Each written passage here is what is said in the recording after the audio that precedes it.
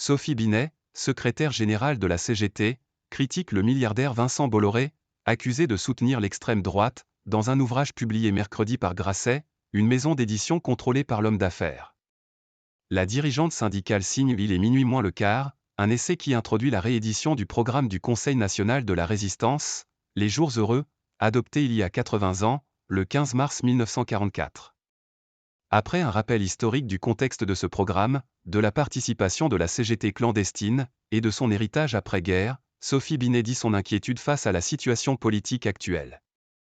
Une partie des classes dominantes soutient ouvertement l'extrême droite, subventionnée par de grands patrons, d'Elon Musk à Vincent Bolloré, qui crée des ponts avec la droite traditionnelle, écrit-elle. L'extrême droite prospère sur la montée de l'intégrisme religieux largement financé, là encore, par le capital. Ce sont les catholiques intégristes qui prônent le retour de la messe en latin, combattent le droit à l'IVG ou l'homoparentalité et profitent des largesses de Vincent Bolloré, ajoute la secrétaire générale de la CGT. Sophie Binet s'en prend plus généralement à la concentration des médias. La situation de M. Bolloré est citée à titre d'exemple, lui qui détient les chaînes Canal+ et CNews, la radio Europe 1, le journal du dimanche et d'autres titres, tels Paris Match dont il négocie la vente.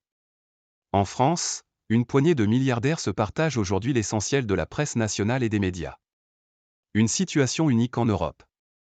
Profondément alarmante, et bien loin du programme du CNR, estime-t-elle. Les éditions Grasset sont une filiale de Hachette Livres, donc de Lagardère, contrôlée depuis novembre par Vivendi, le groupe de M. Bolloré. Celui-ci, qui ne fait pas mystère de ses opinions très conservatrices, est entendu mercredi à l'Assemblée nationale par la commission d'enquête parlementaire sur l'attribution des fréquences de la télévision numérique terrestre.